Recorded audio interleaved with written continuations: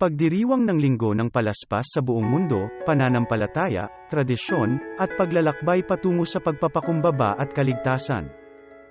Sa pagdating ng Linggo ng Palaspas, ang simula ng Semana Santa ay ginuganita sa buong mundo.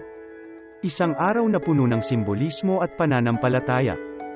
Sa Pilipinas, ang pagpapala ng mga palaspas sa labas ng simbahan ay tradisyon. Ang mga ito'y winiwagayway ng mga tao sa kanilang mga tahanan bilang proteksyon. Sa Italia, hindi lamang mga palaspas ang ginagamit. Olive branches rin ay simbolo ng kapayapaan, na dala ng mga mananampalataya bilang pag-alaala sa araw na ito.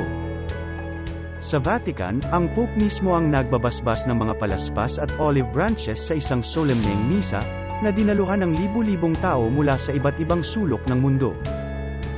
Ang kwento mula sa Biblia ay naglalarawan kay Jesus na pumapasok sa Jerusalem, kung saan siya'y sinalubong ng mga tao na may dalang mga sanga ng palma.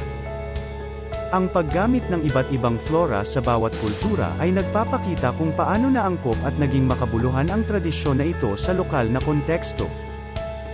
Sa Spain, maliban sa palaspas, mayroon ding mahabang prosesyon kung saan ang mga imahe ni Jesus at ng Birheng Maria ay ipinaroda sa mga kalye. Habang nagdiriwang tayo ng Linggo ng Palaspas, ating alalahanin ang mga temang umiikot sa kabab-ang loob at kaligtasan, na siyang diwa ng Semana Santa. Naway maging daan ang Linggo ng Palaspas upang paghandaan natin ang pagninilay-nilay sa mahal na araw at ang muling pagkabuhay ni Jesus sa Pasko ng Pagkabuhay.